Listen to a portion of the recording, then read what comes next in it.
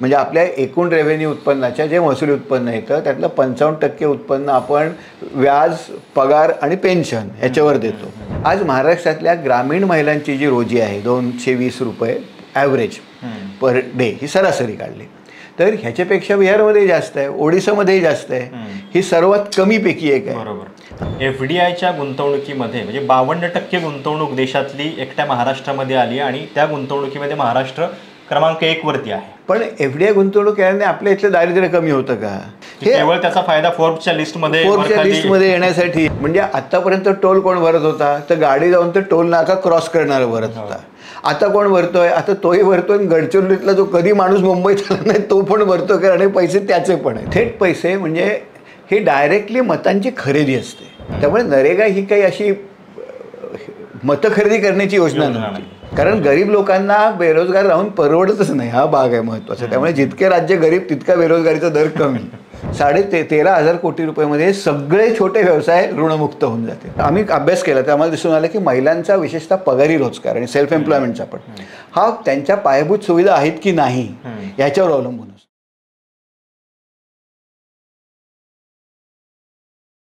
नमस्कार, मी प्रशांत कदम. 2019 ते 2024 ही महाराष्ट्राची विधानसभेची टर्म खूप वादळी ठरली आणि वेगवेगळ्या अंगांनी आपण या टर्मचा आढावा घेतोय. आज आपण अर्थकारणाबद्दल बोलणार आहोत.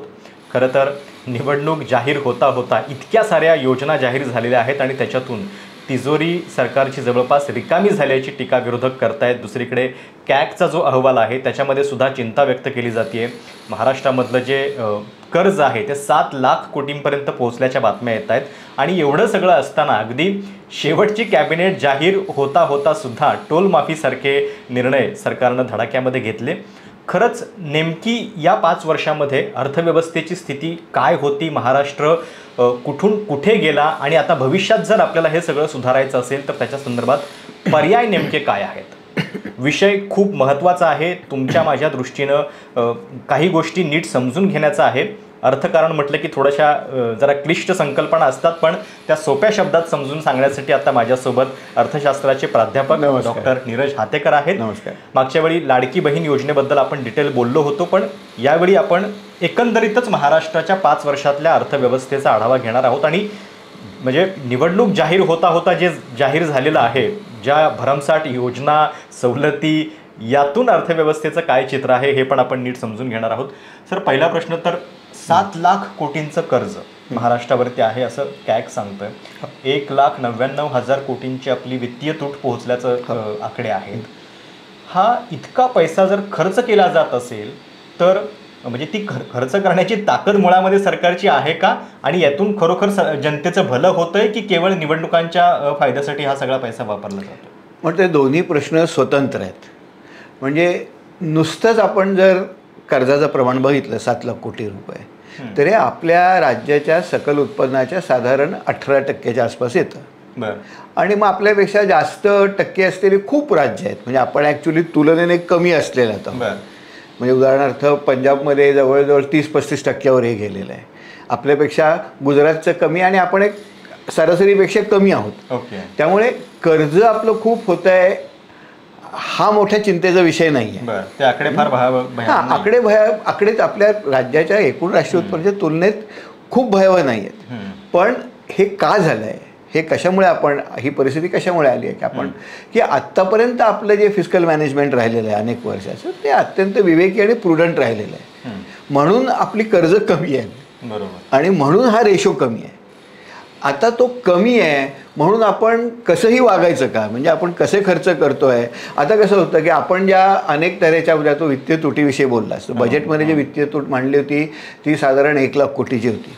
त्याची 1 लाख कोटी थोडी कमी होती. त्यानंतर पुरवणी मागण्यांमध्ये ती 2 लाख कोटीच्या वर गेली. म्हणजे आपण आपल्या सकल राष्ट्रीय उत्पन्नाच्या 4.5 पावणे 5% गेलो आहोत. आपलाच कायदा म्हणतो की ती 3% वर जाता कामा नये. Fiscal responsibility budget management bill महाराष्ट्राचं पण आहे 2011चं. आणि आपली किती टक्क्याच्या वर? आपली तर 5%च्या आसपास आलेली, पावणे 5%च्या आसपास झालेली आहे. आणि त्याची भीती अशी आहे की आता या शासनाने काही सवलती दिलेल्या आहेत. उदाहरणार्थ लाडकी बहीणमध्ये 1,500 रुपये आपण देणार आहेत. काँग्रेसच्या काही नेत्यांनी आम्ही 2,000 देऊ जाहीर केलं. गृहलक्ष्मी. मग मुख्यमंत्री म्हणाले की लाडक्या बहिणीने आम्हाला हात दिला तर 2,000 काय 2,500 पण करू. म्हणजे ही जर कॉम्पिटिशन सुरू राहिली ना तर सध्या जे 18.5% आहे ते 25, 30, 40%वर जायला वेळ लागणार नाही आहे आणि वित्तीय तूट सुद्धा कुठेही जाऊ शकते. त्यामुळे प्रश्न असा आहे की अशा तऱ्हेच्या योजना आपण खरंच हे स्पर्धात्मक जे कॉम्पिटेटिव्ह पॉलिटिक्स चाललंय वाचायचं. तर मुख्यमंत्र्यांचं एक विधान असं पण होतं की आमच्या योजनेबद्दल तुम्ही टीका करताय की तिजोरीत पैसा वगैरे नाहीये, मग तुम्ही जे सांगताय 2,000 रुपये देणार ते कुठून आणताय, त्याच्यासाठी पैसे आहेत की नाही. एक्झॅक्टली, म्हणून ते कोणीही सांगू नये. आणि पैसे शेवटी कर्ज काढायचे असतात. वित्तीय तूट वाढेल काय होईल. आता आसाममध्ये उदाहरणार्थ ही योजना आहे. आसाममध्ये ऑक्टोबर 20 ती राबवली गेली. आता आसामची वित्तीय तूट 8.5% आहे. त्याचं काय आसाम सरकार बंद पडलं नाही, पण ही जी कर्ज घेतली जातात ती कर्ज शेवटी आपल्यालाच फेडावी लागतात ना. तो कमिटेड खर्च होतो एक्सपेंडिचरचा. म्हणजे आपण जे व्याज, पगार आणि पेन्शन देतो, पगार आणि पेन्शनचं ऑलरेडी बर्डन आपल्यावर खूप आहे. म्हणजे आपल्या एकूण रेव्हेन्यू उत्पन्नाच्या जे महसुली उत्पन्न येतं त्यातलं 55% उत्पन्न आपण व्याज, पगार आणि पेन्शन ह्याच्यावर देतो. आणि त्यामुळे इतर खर्च करायला आपल्याकडे पैसे खूप कमी राहतात तुलनेने. तर हे बर्डन वाढवायचं का हा एक प्रश्न असतो. कारण शेवटी हे बर्डन पुढच्या पिढ्यांना द्यायला लागतं. आत्ताच्या पिढीला त्याचा फायदा होतो, पण शेवटी पुढच्या पिढीवर विकासाची कामं. एकूण जर आपण या 5 वर्षांच्या टर्मचा विचार केला तर 2019 ते 2024 म्हणजे अर्थव्यवस्थेच्या दृष्टीनं काय स्थिती राहिली. एकतर किती मार्क या सगळ्या कामगिरीला 2 सरकार या काळामध्ये झाली, पण तरी आपण एकत्रितपणे जर विचार केला तर काय. कसं आहे, आपण अर्थव्यवस्था कुठनं बघतो हे महत्त्वाचं आहे. कुणाच्या दृष्टिकोनातून बघतो. मला अशी सवय की अर्थव्यवस्था मी खालनं वर बघतो. म्हणजे मजुरांच्या दृष्टिकोनातून बघतो, असंघटित कामगारांच्या नजरेने बघतो, मुलींच्या दृष्टिकोनातून बघतो आणि त्यात मला अडचणी जाणवतात. म्हणजे उदाहरणार्थ सुरजित भल्लांचा एक लेख आता APW मध्ये आलेला आहे आणि सुरजित भल्ला कुठल्याही अर्थाने डावे अर्थतज्ञ वगैरे नाही आहेत ते सरकारचे. त्यांनी असं दाखवलं की महाराष्ट्रातली गरिबी, ग्रामीण गरिबी ही देशातल्या सरासरी गरिबीपेक्षा आता जास्त झाली आहे. बिहारपेक्षा सुद्धा आपल्या ग्रामीण गरिबीचं प्रमाण जास्त आहे. बापरे. म्हणजे बिहारमध्ये 23.5%, आपल्याकडे 26% आहे. आपल्यापेक्षा फक्त उत्तर प्रदेश, छत्तीसगड, झारखंड, पश्चिम बंगाल, ओडिसा हीच राज्य ग्रामीण गरिबी जास्त आहे.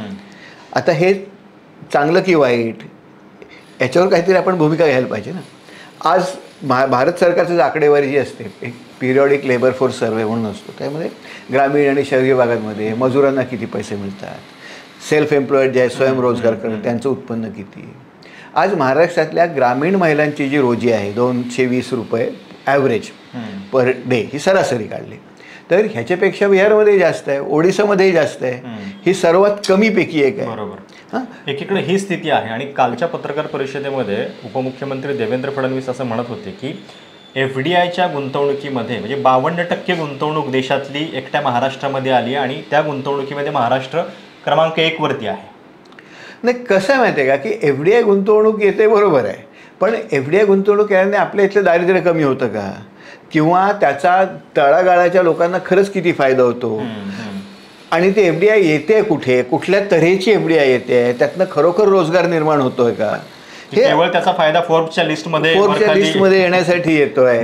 किंवा आता उदाहरणार्थ साधं म्हणू आपण, म्हणजे देवेंद्र फडणवीसांमध्ये जाहीर केलं की टावर आणि टाटाचं जे चिप मेकिंगचा प्रकल्प आहे 80,000 कोटीचा तो प्रकल्प आहे, तो सेमीकंडक्टरचा तो मान्य झाला. म्हणून तो मान्य खरं झालेला नाही, तो केंद्र सरकारने परवानगी द्यायची आहे, कारण केंद्र सरकारचं 50% सबसिडी असते, तसे होणार नाही. आणि 80,000 पैकी 40,000 कोटी सबसिडी येणार. केंद्र नोकऱ्या किती तयार होणार 15,000.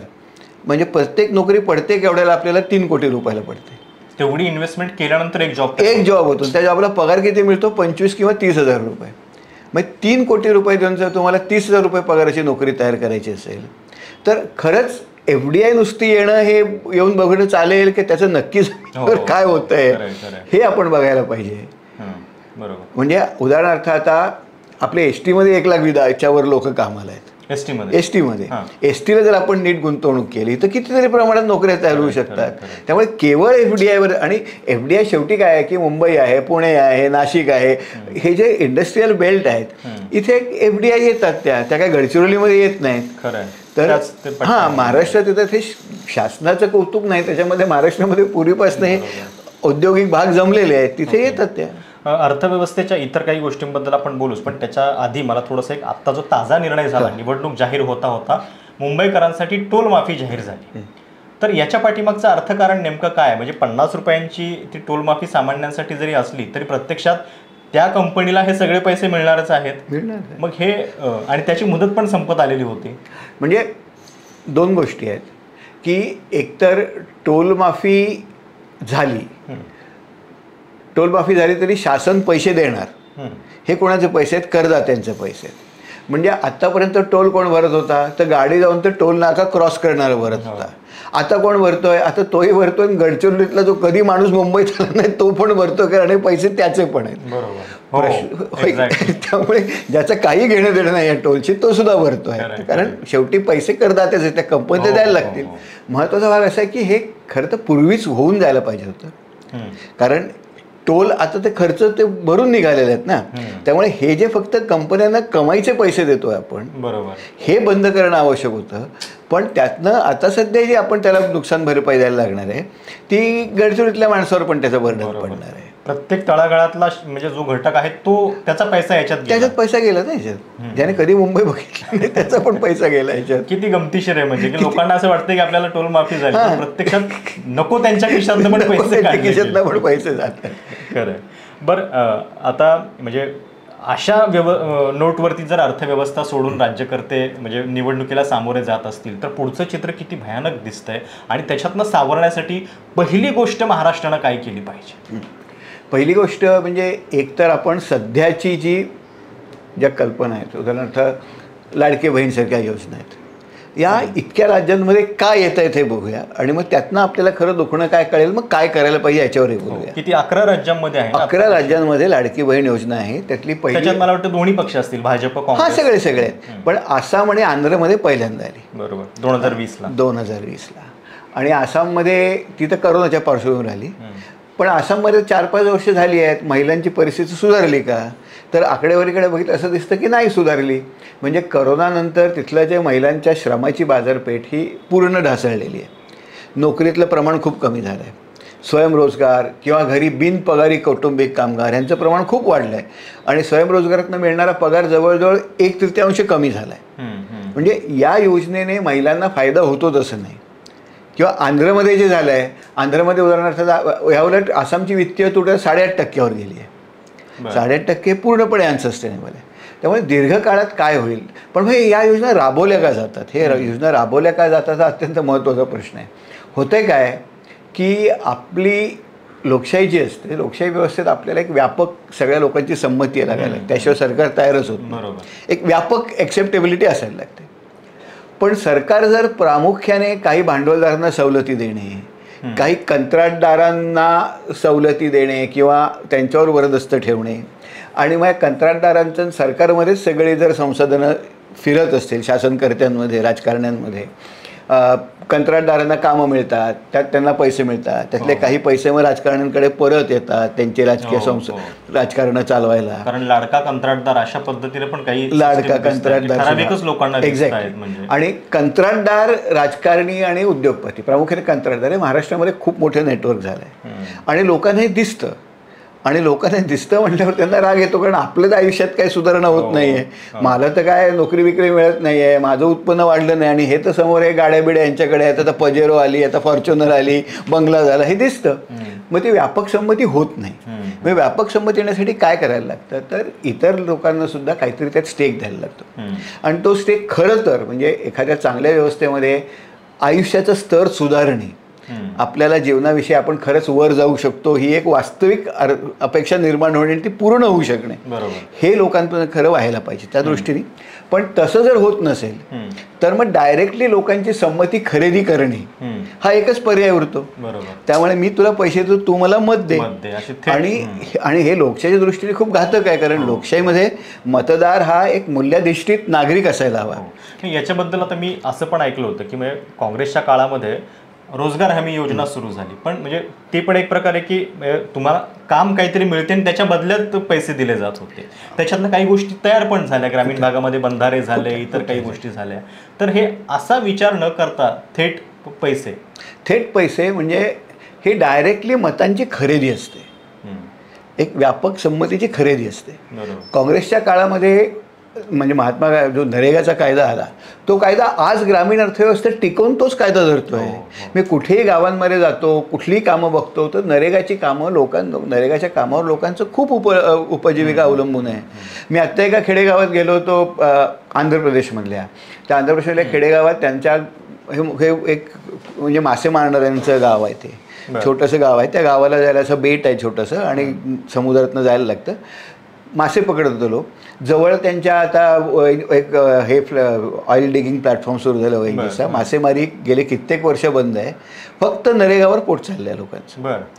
आज नरेगाची कामं ही अनेक क्षेत्रातनं निरनिराळे असेच तयार होत आहेत, रस्ते तयार होत आहेत गावांमध्ये, इतरही अनेक झाडांची प्लांटेशन होत आहे, जंगलाची कामं होत आहेत. त्यामुळे नरेगा ही काही अशी मतं खरेदी करण्याची योजना नव्हती.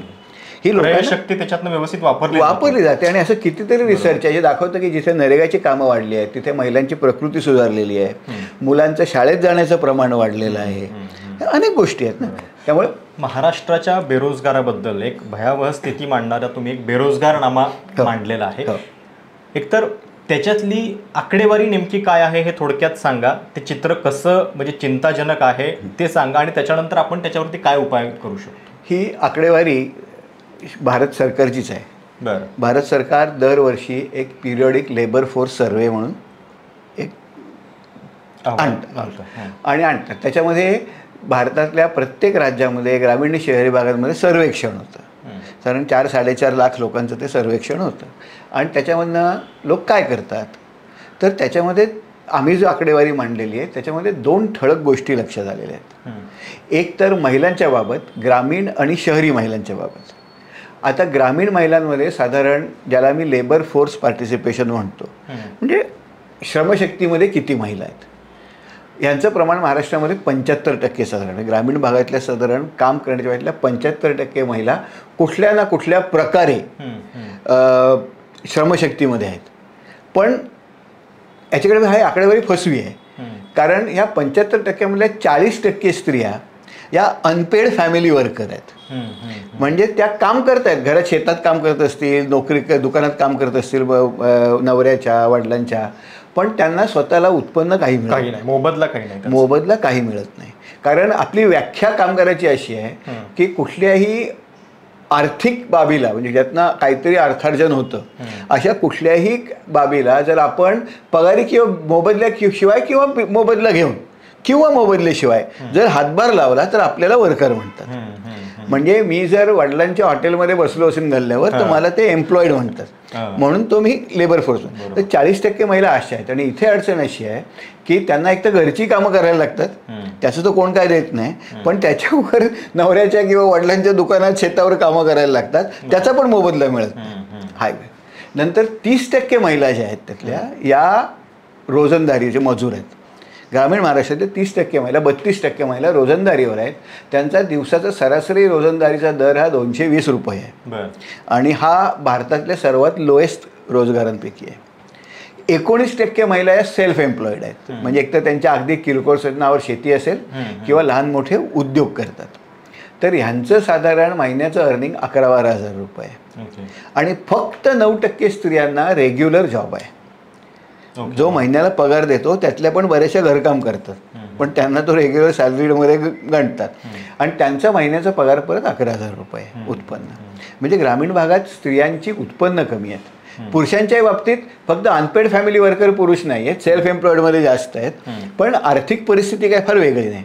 त्यामुळे ठीक नोकऱ्या नाही आहेत. लोक शेतीवर किंवा स्वतःच्या छोट्या छोट्या उद्योगांमध्येच लोक गुंतलेले आहेत. शहरी भागात एक वेगळी परिस्थिती. शहरी भागांमध्ये जर स्त्रिया बघितल्या तर काम करण्याच्या वयातल्या फक्त 28% स्त्रिया काम करतात, श्रमशक्तीत आहेत. बाकीच्या 72% स्त्रिया ज्या आहेत त्या शिकलेल्या आहेत, काम करण्याच्या वयातल्या आहेत, पण कुठल्याही प्रकारे एम्प्लॉयमेंटमध्ये नाही आहेत. त्या फक्त घरी आहेत. आणि आपण जो डेमोग्राफिक डिव्हिडंड म्हणतो ना, म्हणजे महाराष्ट्र सावित्रीबाईंचा महाराष्ट्र म्हणतो आम्ही, शिकल्या मुली म्हणतो, पण ते शिकल्यानंतर जर रोजगार करत नसतील, त्यातल्या बहुतेक मुली किमान 12वी झालेल्या आहेत आणि सरासरी मुली या FY वगैरे अशा टाईपच्या शिकलेल्या आहेत त्या. तर या शिकलेल्या मुलींचा जर त्या शिक्षणाचा काही उपयोग होत नसेल तर तो डेमोग्राफिक डिव्हिडंड आपल्याला मिळत नाही. यांना जर व्यवस्थित रोजगारात आणलं तर आपल्या राष्ट्रीय उत्पन्नाच्या वाढीचा वेग. आणि हे का होत नाही आहे तर सेफ एम्प्लॉयमेंट, मुलींना जी एम्प्लॉयमेंट करता येईल, व्यवस्थित रोजगार जो पाहिजे, दर्जेदार रोजगार पाहिजे, बऱ्यापैकी पगार देणारा रोजगार पाहिजे, सुरक्षित रोजगार पाहिजे, अशा तऱ्हेचा रोजगार मुलींसाठी शहरी भागांमध्ये आजही नाही. म्हणजे बेरोजगारीच्या बाबतीत जास्त चिंताजनक स्थिती ही महिलांमध्ये आहे, तरुण वगैरे. परत बेरोजगारी बघताना अत्यंत आपण जेव्हा विचार करतो भारताच्या ह्याच्यात, म्हणजे गंमत बघितली तर महाराष्ट्रामध्ये बेरोजगारीचा दर ग्रामीण भागामध्ये विशेषतः महिलांचा आणि पुरुषांचा थोडा जास्त आहे, महिलांचा घसरलेला आहे. बरं. पण घसरला म्हणजे काय, आम्ही अभ्यास केला की आम्ही निरनिराळ्या राज्यातल्या दारिद्र्याच्या प्रमाणाचा आणि बेरोजगारीची तुलना केली आणि आम्हाला असं दिसलं की ज्या राज्यामध्ये दारिद्र्य जास्त आहे तिथे बेरोजगारी कमी आहे. उदाहरणार्थ झारखंड, ओडिसा या राज्यांमध्ये बेरोजगारी खूप कमी आहे. ग्रामीण बेरोजगारी कुठे जास्त आहे, केरळमध्ये जास्त आहे, गोव्यामध्ये जास्त आहे, कारण तिथल्या ज्या महिला आहेत त्यांना चांगलं काम मिळेपर्यंत थांबू शकतात ना. बरोबर. आपल्याकडे कसं होतं किंवा ओडिशामध्ये, छत्तीसगडमध्ये, ग्रामीण महाराष्ट्रामध्ये गरिबी इतकी आहे की बेकार राहणं परवडतच नाही ना. त्यामुळे तो आयदर अनपेड फॅमिली वर्कर असेल, घरातल्या शेतीवर काहीतरी काम करेल, किंवा सेल्फ एम्प्लॉईड असेल, काहीतरी छोटं मोठं काहीतरी काम करेल. तर त्यामुळे बेरोजगारीचा दर कमी झाला आहे हे महत्त्वाचं नाही आहे, तर जो रोजगार मिळतोय त्याचा दर्जा काय आहे हे महत्त्वाचं आहे. कारण गरीब लोकांना बेरोजगार राहून परवडतच नाही, हा भाग आहे महत्त्वाचा. त्यामुळे जितके राज्य गरीब तितका बेरोजगारीचा दर कमी. मग आता पुढच्या 5 वर्षांसाठी, मी आता जेव्हा निवडणूक येते तेव्हा जे काही करायचं, लोकप्रिय योजना त्या सरकारने करून टाकल्यात. विरोधी पक्षांच्या जाहीरनाम्यामध्ये सुद्धा काही तशा लोकप्रिय घोषणा आपल्याला दिसत आहेत.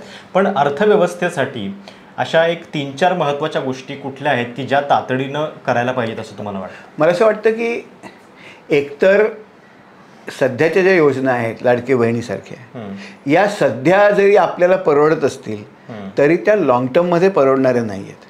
कारण एकतर त्या आत्ता का परवडत आहेत, कारण आत्तापर्यंत आपण व्यवस्थित सांभाळलेली अर्थव्यवस्था आणि त्यामुळे आपल्याला सध्या आपलं एकूण कर्जाचं प्रमाण कमी आहे राष्ट्रीय उत्पन्नाच्या.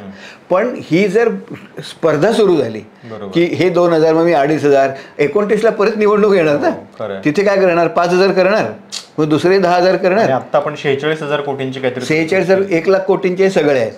तर हे जर वाढत राहिलं तर मग it is a race to the bottom. आणि दुसरं मग जर आपण लोकांची संमती, मतदारांची जर अशीच खरेदी करत राहिलो तर मग शाळा, आरोग्य, रोजगार ह्याच्यावर गुंतवणूक करायला तुम्हाला मागणार कोण? सरकारला गरज पण वाटणार नाही, देऊन सुद्धा मतं मिळवू शकतो. एक्झॅक्टली. त्यामुळे या योजनांच्या पुढे जायला पाहिजे. ठीक आहे, मग आपण जाताना काय करायचं, तर आपण असं गृहीत धरू की सध्या आपण जर 3-3.5% वित्तीय तूट आणली तर आपल्याला एक 30,000 ते 40,000 कोटी रुपये राहतात, ते आपण वापरू शकतो. प्रश्न असा आहे की 30,000 ते 40,000 कोटी रुपये जर वापरायचे असतील तर ते अशा तऱ्हेने वापरले पाहिजेत की ज्यातनं रोजगार तयार होईल, ज्यातनं अर्थव्यवस्थेत काहीतरी वस्तू आणि सेवा तयार होतील. म्हणजे एक अजून महत्त्वाचं जे आर्ग्युमेंट केलं जातं आहे की लाडकी बहीणसारख्या योजना असतात त्या लोकांच्या हातात पैसे देतात आणि त्याने अर्थव्यवस्थेला चालना येईल. तसं होत नसतं.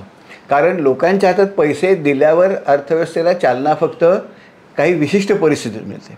ती कुठली असते की अर्थव्यवस्थेत ऑलरेडी न विकल्या गेलेल्या खूप गोष्टी असतील समजा, तर मग त्याला मागणी आली. उदाहरणार्थ मी आता आमच्या गावातल्या एखाद्या गावातल्या सुद्धा प्रत्येकाला सकाळी उठल्यावर अचानक त्याच्या घरासमोर 1,000 रुपये सापडले आणि ते सगळे म्हणले 1,000 रुपये आज मिळायचं, आपण चिकन खायला जाऊ. आणि गावामधले चिकनवाल्याला काय कल्पना नसेल, त्याच्याकडे फक्त 15 कोंबडे असतील, तर काय होणार, कोंबड्यांचे भाव वाढतील ना, पोल्ट्रीचा धंदा नाही वाढणार पुढे. त्यामुळे जर असं असेल त्याच्याकडे की त्याकडे भरपूर कोंबड्या जे विकले गेले नाहीत तर तो विकेल, कोंबड्यांचे भाव न वाढता.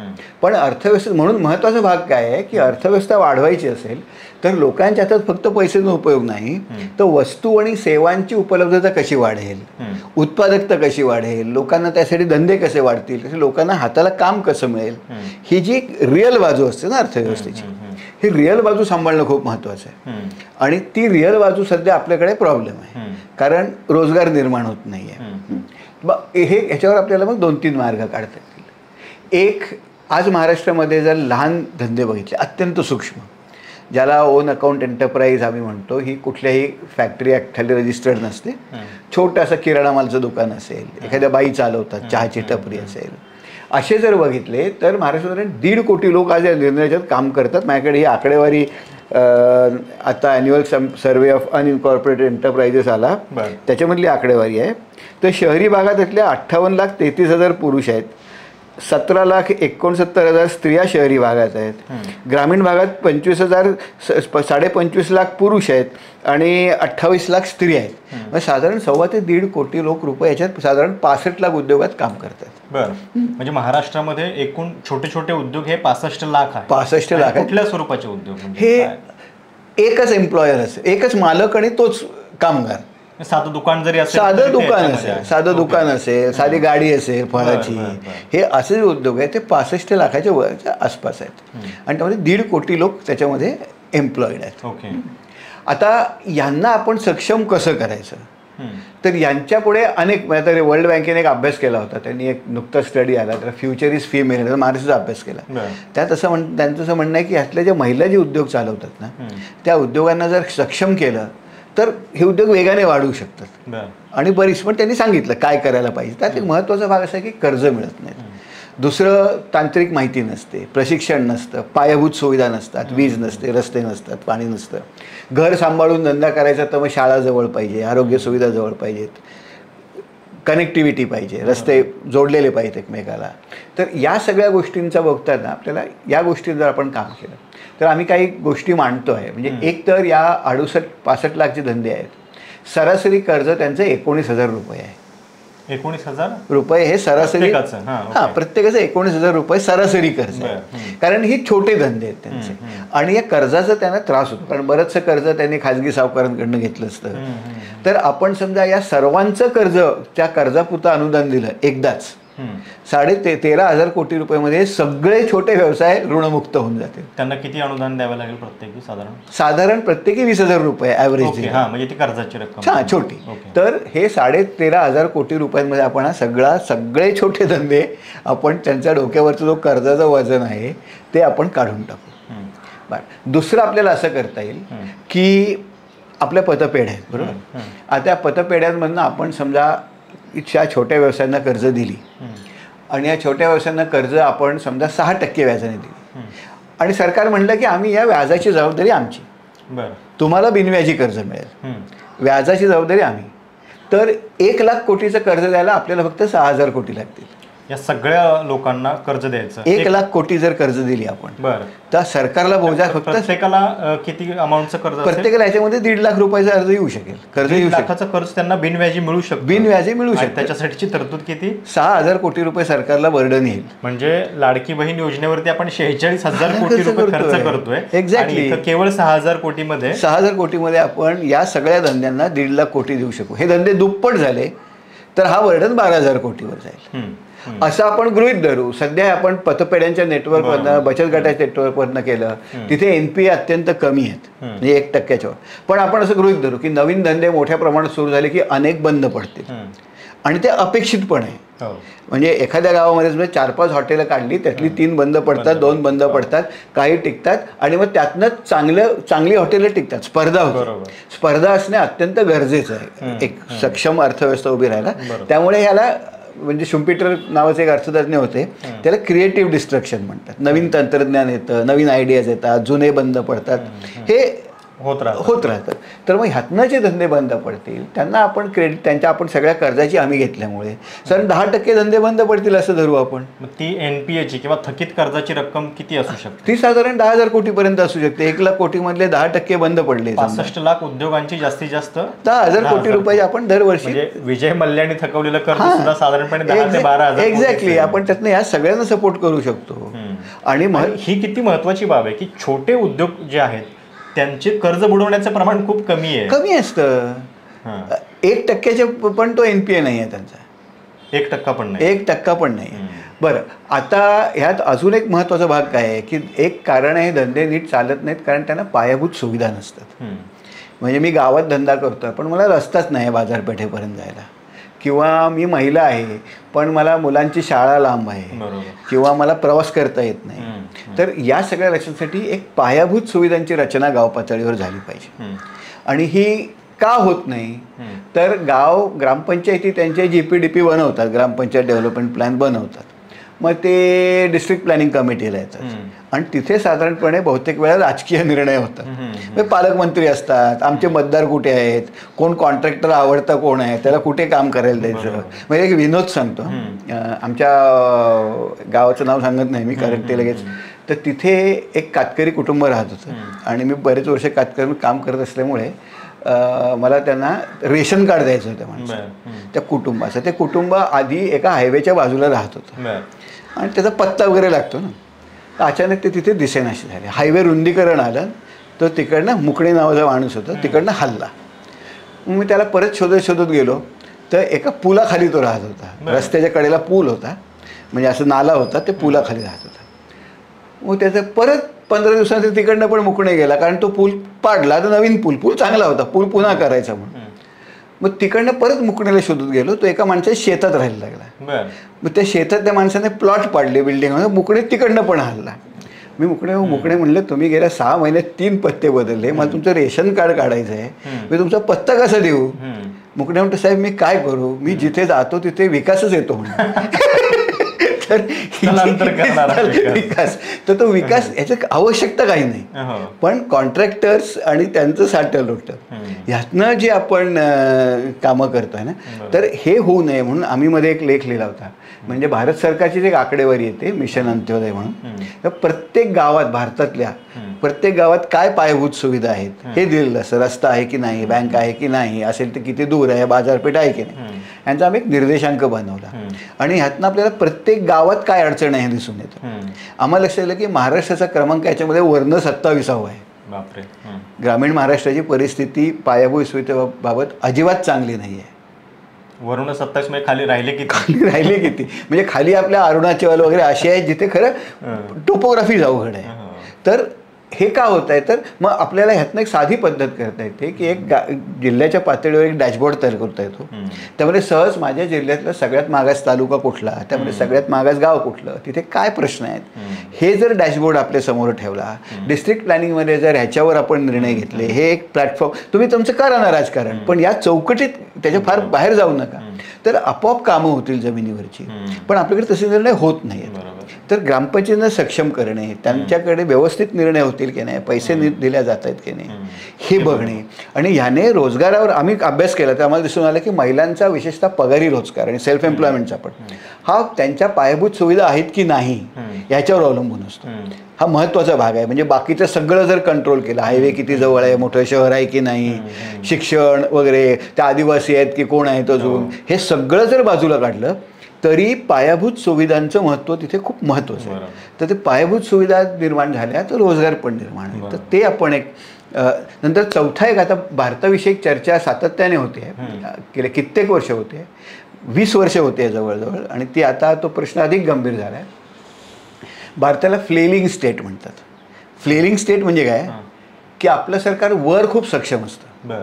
म्हणजे IAS ऑफिसर्सच्या वेळेला, मंत्र्याच्या वेळेला चांगलं आपली क्षमता खूप असते आणि आपण काही ठराविक गोष्टी म्हणजे 5 वर्षाने निवडणुका करणे किंवा आपण एक सगळ्यांचं लसीकरण करून घेणे, अशा ज्या ठराविक मुदतीच्या गोष्टी असतात त्या उत्तम करतो. पण गव्हर्नमेंट ॲज युज्युअल जो भाग असतो ना, डे टू डे सरकारचे चालतं, विशेषतः खालच्या पातळीवर, म्हणजे नळ जोडणी करणे, रस्ते दुरुस्त करणे, इथे आपण करू शकत नाही. त्याची कारणं काय? त्याची कारणं अनेक आहेत, पण त्यामुळे महत्त्वाचं कारण असं आहे की त्या ग्राउंड लेवलला आपल्याकडे पुरेशी माणसंच नाही आहेत. स्किल्ड माणसं नाही आहे जी करतील, जी आहेत ती करत नाहीत. ते सगळं गव्हर्नन्सचा, कपॅसिटी बिल्डिंगचा सगळा प्रश्न तिथे. आणि त्याच्यावर तर नुकतंच एक खूप छान पुस्तक आलं, आपल्या श्रोत्यांना कदाचित ते आवडेल. कार्तिक मुरलीधरन म्हणून आहेत, त्यांचं ॲक्सेलरेटिंग इंडियाज इकॉनॉमिक डेव्हलपमेंट म्हणून आहे, त्यांचे व्हिडिओज पण आहेत. तर त्यात हे मुद्दे खूप प्रकर्षाने मांडले आणि हा खूप महत्त्वाचा मुद्दा झाला. कसं होतं, आता उदाहरणार्थ आदिवासी विकास विभागात मी होतो, तर आम्हाला समजा आता गाव पातळीवर आदिवासींचं काही काम करायचं असेल तर आदिवासी विकास विभागाकडे माणसंच नाहीत ना, त्यांच्याकडे कोणाला आश्रमशाळेतले शिक्षक आहेत. आता खावटी उदाहरणार्थ, म्हणजे करोनामध्ये आदिम समाजातल्या लोकांना, आदिवासींना आपण काहीतरी धान्य वाटेल सोड, आकडेवारीच नाही आपल्याकडे. मग ही आकडेवारी गोळा करायचं काम कोणाला? शिक्षकांकडे. शिक्षकांना ऑलरेडी त्यांची कामं असतात, शिक्षक एक डेटा गोळा करणारा माणूस नाही. किंवा मग ग्रामसेवकाकडे. मग ग्रामसेवक काय म्हणतो की मी तर रेव्हेन्यू डिपार्टमेंटचा माणूस आहे, मी आदिवासींचं कशाला ऐकू, मग तो मागे टाकतो, तेव्हा कामं होत नाहीत. त्यामुळे एक योजना आपल्याला अशी करता येईल की आपल्याकडे दरवर्षी शासनात 1,00,000 तरुण मुलांना मुलींना आपण इंटर्नशिप दिली, जे कॉलेजमध्ये आहेत, कॉलेज त्यांची नावं निवडतील, न्यू एज्युकेशन पॉलिसीप्रमाणे त्यांना क्रेडिट्स पण मिळतील, त्याचे 45 क्रेडिट्स काहीतरी आहेत, त्यांना मिळू शकतात ते. आणि मग ही मुलं वर्षभर शासनात वेगळ्या पातळीवर काम करतील. म्हणजे प्रत्येक जिल्ह्याला साधारण जिल्हाधिकाऱ्यांकडे 3,000 तरुण तरुणींचा एक खूप फ्लेक्सिबल फोर्स असेल. त्यांच्याकडनं ही सगळी कामं आणि ही खूप यशस्वीपणे होतात. म्हणजे आम्ही मध्ये एक प्रयोग 4 वर्ष एक गोष्ट केली होती की महाराष्ट्रामध्ये कातकरी, माडिया, कोलाम हे 3 आदिम समाज आहेत. आणि मी मुंबईत एवढे असताना एक कार्यकर्ता आला माझ्याकडे, नांदेडमधला कोलाम समाजाचा. तो एक RTI घेऊन आला. तो आता RTI मध्ये काय लिहिलं होतं, तो म्हटला सर 25 कोटी रुपये आमच्या आदिम समाजासाठी येतात, हे अत्यंत गरीब समाज येतात, पण या 25 कोटीमधले 80% पैसे परत गेले हो. आणि कारण शासनाने दिलं RTI मध्ये की लाभार्थी सापडत नाहीत म्हणून. अरे एवढे गरीब लोक, मी कातकरी बघतो, लाभार्थी सापडत नाही, शक्यच ठिकाणी त्यांना मिळेल ते हवं आहे. म्हटलं होतंय काय. मग आदिवासी विकास विभागाला सांगूनच मी आणि माझे काही सहकारी जवळजवळ 6 महिने सगळ्या आदिवासी पाड्यात फिरलो. कातकरी पाडे, कोलाम, माडिया, गडचिरोली, भामरागड, रिमोट एक नक्षल भागात गेलो, लोकांबरोबर बसलो, गावात राहिलो, चर्चा केल्या. तेव्हा लक्षात आलं की अरे लोकांना जे हवं आहे आणि शासनाला जे अभिप्रेत आहे, शासनाच्या योजना ह्यांच्यामध्ये काय कनेक्टच नाही आहे. म्हणजे वरनं काहीतरी योजना होतात. उदाहरणार्थ कोलाम लोकांना शासनाने पांढरी डुकरं द्यायची योजना आली. ती पांढरी डुकरं त्यांनी मिळाली पण, आणि मग ती पांढऱ्या डुकराची पिल्लं गावात फिरली, ते कुत्र्यांनी वगैरे खाऊन टाकली, त्याचा काही उपयोग झाला नाही. तर मग योजना कशा करायच्या. मग मी शासनाकडे एक प्रस्ताव मांडला की आपण दर 20-25 गावांमध्ये एक तरुण मुलगा किंवा मुलगी, ही ॲक्च्युली हे आम्ही त्याविषयी सचिव होत्या मनीषा वर्मा आदिवासी विकास विभागाची, त्यांच्यापुढे ही समस्या मांडली. मग त्या बसून त्यांनी हे म्हटलं आपल्याला असं करता येईल की 20-25 गावांच्या मागे एक तरुण मुलगा किंवा तरुण मुलगी तिथली, आणि त्याला केंद्र शासनाकडनं आपल्याला असिस्टन्स आणता येईल. फार थोडे पैसे लागले, 4 वर्षासाठी 6 कोटी लागले, हां, पण साधारण 4-5 लाख लोकांना याचा फायदा झाला. 20-25 गावांना एक मुलगा एक मुलगी. नंतर त्या प्रत्येक जिल्हा पातळीवर एक चांगला तरुण संघटक, हे आदिवासी विकास विभागाला डायरेक्टली जोडलेले. मध्ये आदिवासी TRTI आहे पुण्यात, त्याची तिथे एक समिती, आदिवासी सचिव. आणि ह्यातनं इतक्या वेगाने कामं व्हायला लागली. म्हणजे रेशन कार्ड आहे, आधार कार्ड आहे, घरकुल योजना आहेत, या सगळ्या योजनांची जातीचे सर्टिफिकेट आहेत, या सगळ्या योजनांची कामं लोकांची पटापट व्हायला लागली. लोकांनाही एक आणि ही जी मुलं आहेत, ही मुलं एक तरुण नेतृत्व तयार झालं, त्यांना समाजाचे प्रश्न कळले, प्रक्रिया कळल्या. दुर्दैवाने ही केंद्र शासनाची स्कीम होती, पहिली 2 वर्ष होती, नंतर 2 वर्ष वाढवून दिली मॅडमनी, नंतर त्यांची ट्रान्सफर झाली, आणि आता ही स्कीम पैसे नाहीत म्हणून बंद पडली. म्हणजे एकीकडे आपण बहिणींना 1500 रुपये देतो आहे, शासन म्हणतं आमच्याकडे खूप स्कीम्स आहेत, पण अत्यंत गरीब लोकांना जी व्यवस्थित चालणारी स्कीम होती त्याला आपण पैसे नाहीत म्हणतो. पण यातनं धडा असा आला की अरे समाजातली मुलं तरुण तरुणींना आपण लावून घेतली या कामासाठी, आणि त्यांना महिन्याला एक 15,000 रुपये आपण दिलं स्टायपेंड. तर थोडक्यात पैशाचा विनियोग नेमक्या पद्धतीनं आणि थोडंसं जरा एक माइंडसेट बदलून जर नीट केला तर किती बदल होऊ शकतो हे. आणि काय बाबतीत तर प्रशांत पैसे खर्च करायचीच गरज नाही. म्हणजे तो व्यवस्थित तो नियम कायदे फक्त थोडेसे ट्विक करायची गरज आहे. म्हणजे मध्ये एक हे पण मी कसं शिकलो तर महाराष्ट्रामध्ये भामरागड, एटापल्ली हे सगळे नक्षलग्रस्त भाग समजले जातात जंगलांचे. आणि मी आपल्या आदिवासींच्या या माडियांच्या वगैरे संदर्भात तिथे बऱ्याच फिरलो होतो. तेव्हा मला असेल इथे मोठ्या प्रमाणात वन उपज होते, उदाहरणार्थ मोहा. म्हणजे शासनाच्या आकडेवारीप्रमाणे साधारण 1,00,000-1,25,000 मेट्रिक टन मोहाची फुलं ही पडतात, फक्त काहीच करायचं नसतं, पडतात ते गोळा करायची असतात. ही भामरागड एटापल्लीमध्ये होतात. आणि मी अंदाज चौकशी केली तर 20 रुपये प्रति किलो या दराने फुलं विकली जातात. म्हणजे 1,00,000 मेट्रिक टन आहेत, गुणिले 20, म्हणजे एवढे पैसे तिथे यायला पाहिजेत ना या भागांमध्ये. मग हे भाग गरीब काय आहेत, नक्षलग्रस्त काय आहेत, म्हणजे आपण जरा जाऊन शोधून काढूया.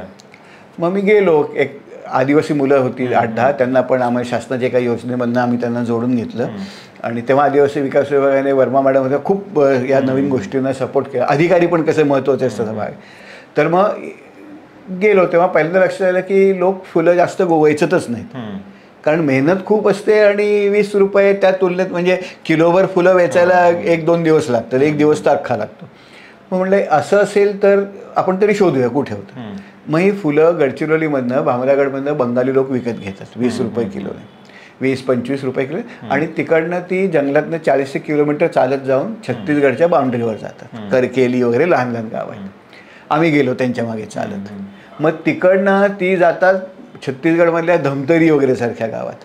तिथे सगळे व्यवसायाचा स्केल वाढतो. ते सगळं असं गौण बनवतात. म्हणजे तिथे चिंच, आमचूर, मोहा याचे मोठे मोठे व्यवसाय, मोठे मोठे व्यापारी, त्यांच्यावर काम करणारे लोक. मग आम्ही तिथे जाऊन आम्ही पण मोहाचे व्यापारी होतो सांगायला सुरुवात केली. आमच्याकडे काय 50 टन मोहा आहे वगैरे. मग आम्हाला ते कळायला लागले. तिथे जायपर्यंत 35 रुपये झाला. मग तिकडनं तो माल जातो रायपूरला. रायपूरला मोठे गोडाऊन, 15,000 मेट्रिक टनचे गोडाऊन. तिथे जायपर्यंत होतो 45 रुपये. आणि तो तिथे ठेवून दिला गोडाऊनमध्ये. तर महिन्यात 2 महिन्यात लग्नाचं झालं की 60-65 रुपयावर तो मोहाचं जातो. म्हणजे इथे 20 रुपये, इथे 65 रुपये. बरोबर. म्हटलं आपण त्या व्यापाऱ्याला विचारलं की अरे तुम्ही आमच्याकडनंच घ्या ना 60 रुपयाला किंवा 40 रुपयाला घ्या तुम्ही. तो म्हटला मला काय दारोदार जाणं शक्य नाही. त्याच्याही बरोबर होतं. मी त्याला म्हटलं की आम्ही गोळा करतो, आम्हाला गोळा करायला द्या. आम्ही गोळा की तुम्ही घ्याल का? तो म्हटला हो, तुम्ही एक 10-15 टन गोळा करा, मी जाऊन घेऊन येतो. मग आम्ही गावात गेलो, मिटिंगा घेतल्या. महिला म्हणाल्या आम्ही नाही करणार. तुम्ही का नाही करणार? त्या म्हणल्यावर साहेब ते दिवसभर आम्हाला वेचायला लागतं, रात्री जाऊन पहाटे. आणि ते वेचून दुपारी 12 वगैरे वाजता सगळं घरचं आवरून जायचं. मेहनत आम्ही करतो, पैसे पुरुष घेतात, आम्ही काय. आम्ही आयडिया काढली. आम्ही म्हणलो की झाडाखाली आपण ह्या जाळ्या लावूया 6-6 फुटावर, त्याला एक झिप लॉक लावूया, तर फुलं पडतील. मेहनतच संपली. तुम्ही जाऊन फक्त गोळा करा. लगेच सगळे तयार झाले. 10-15 टन गोळा झाला. त्यावेळेला आदिवासी विकास महामंडळाचे जे एमडी होते ते त्यांना आनंद झाला. ते म्हणले तुम्ही चांगलं काम करताय, आपले गडचिरोलीला ट्रक आहेत, त्यामुळे तुम्हाला ट्रक मात्र रायपूरला घेऊन जायला आम्ही मदत करू. मग आम्ही भाव बघत बसलो. रायपूरला कधी गावात 20, तिथे 45, 10 टन 15 टन सगळे आदिवासी वाट बघत होते, कारण पैसे भरपूर येणार ना. मग आम्ही एक साधारण 44 रुपये रायपूरला झालं. म्हटलं तर विकूया म्हणून गडचिरोलीला आदिवासी विकास महामंडळात गेलो. त्यांना म्हटलं आम्हाला साहेबांनी ट्रक द्यायला सांगितलं. तिथले अधिकारी म्हणले साहेबांनी म्हटलं असेल तर आम्ही देऊ शकत नाही. तुम्ही का देऊ शकत नाही? तर म्हणाले बॉम्बे प्रोहिबिशन ॲक्ट नावाचा कायदा आहे 1948 सालचा. त्यामध्ये मोहाची दारू होते, म्हणून मोहाला एका ठिकाणून दुसऱ्या ठिकाणी गोळा करणे, स्टोअर करणे, विकणे ह्याच्यावर सगळ्यावर प्रतिबंध आहेत एक्साईज डिपार्टमेंटचे. आणि तुम्हाला एक्साईज डिपार्टमेंटकडनं परवानगी लागेल. आम्ही एक्साईज डिपार्टमेंटकडे गेलो. एक्साईज डिपार्टमेंट आम्हाला काय सांगितलं की आता आम्ही हे परमिशन देणं बंद केलं आहे. म्हणलं का हो? तर म्हणले साहेब 2 कायदे आहेत.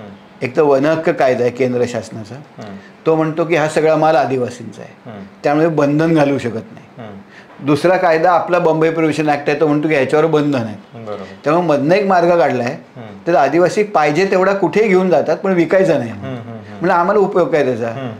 मग म्हटलं मला सांगा की तुमच्याकडे तुम्ही ऑलरेडी ट्रान्सपोर्ट परमिट जे दिले आहेत कुणाला दिले आहेत? 13 दिले आहेत, 12 आदिवासी विकास विभागालाच दिले आहेत परमिट, 1 खाजगी व्यापाऱ्याला. मग आदिवासी विकास विभागाकडे गेलो. त्यांना म्हणाला की अहो तुमच्याकडेच ट्रक आहे, तुमचंच परमिट आहे, तुमच्या साहेबांनी सांगितलं आम्हाला मदत करा, ते आमचा माल घ्या तुम्ही आता.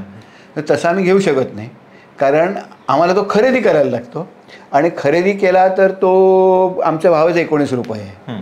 आणि दुसरा आम्ही खरेदी करणं बंद केलं आहे, कारण खरेदी केल्यानंतर पुढे विकायचं आम्हाला माहीत नाही, तो सडतो आणि आमचं कोट्यवधी रुपयाचं नुकसान होतं. मग आम्ही त्या 13व्या माणसाकडे गेलो. त्याला म्हटलं बाबा रे हा माल आहे.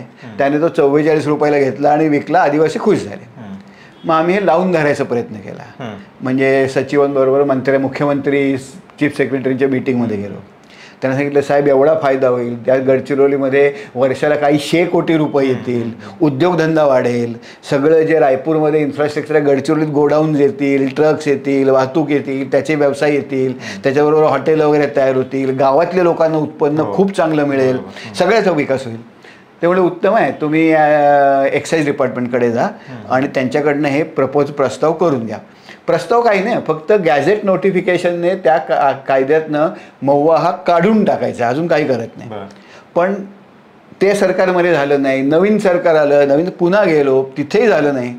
शेवटी एक्साईज डिपार्टमेंट आम्हाला कायम सांगितलं की हे जर आम्ही केलं आणि तर लोक मोहाची दारू घालतील आणि दारू गाळल्यानंतर तर आमच्या देशी दारूला कोण विकत घेणार नाही, त्यामुळे आमचं राजस्व जाईल, म्हणून आम्हाला परवानगी देत नाही. शेवटी ते बऱ्याच भांडणं करून आता थोड्याफार प्रमाणात लिबरेट. पण प्रश्न असा उरतो की इथे जर एक्साईज डिपार्टमेंट काढूनच टाकलं, लोकांचा माल आहे त्यांना विकू द्या, गडचिरोली लगेच 1-2 वर्षात गडचिरोलीत प्रगती भरपूर होईल. ते करण्याची मानसिकता पाहिजे. फक्त मानसिकता पाहिजे, थोडासा कायदा बदलायला पाहिजे, खर्च करायची गरजच नाही. अशा खूप गोष्टी आहेत आपल्याला ज्या पुढे घेऊन जात आहेत. हे एक उदाहरण झालं. या निमित्तानं आपल्याला कळतंय की नेमका बदल कुठे कशा पद्धतीने अपेक्षित आहे. आता एक शेवटचा प्रश्न, आता या म्हणजे या 5 वर्षांच्या टर्ममध्ये महाराष्ट्रानं 3 अर्थमंत्री बघितले, 2 सरकार होती पण 3 अर्थमंत्री झाले.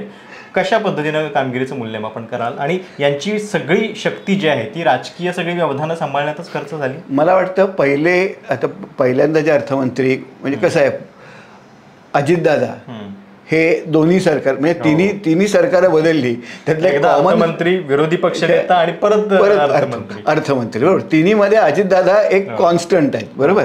थोड्या काळासाठी हे होते, पण माझ्या मते साधारण 2019 पर्यंत हळूहळू महाराष्ट्राची एकूण आर्थिक स्थिती, विशेषतः ग्रामीण महाराष्ट्राची आर्थिक स्थिती ही ढासळायला सुरुवात झाली होती. म्हणजे 19ची आकडेवारी आम्ही जर बघितली तर पायाभूत सुविधांमध्ये महाराष्ट्र हा 27व्या क्रमांकावर येतो.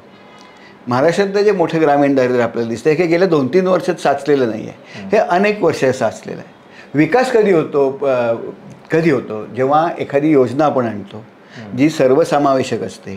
ती योजना आपले ब्युरोक्रॅट्स जे असतात ते शेवटपर्यंत लास्ट माईल प्लॅनिंग करतात, एक्झिक्युशन करतात, आणि त्याचं पॉलिटिक्स जे असतं ते वरचे राजकीय नेते सांभाळतात. असं एक संपूर्ण कोऑर्डिनेटेड जर मशिनरी चालली तर आपल्याला ग्राउंडवर फरक दिसतो.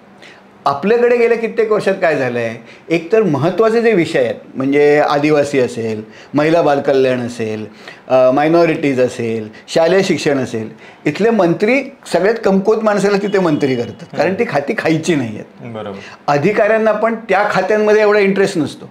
म्हणजे अर्बन डेव्हलपमेंट, फायनान्स, वित्त ही मोठी खाती आहेत.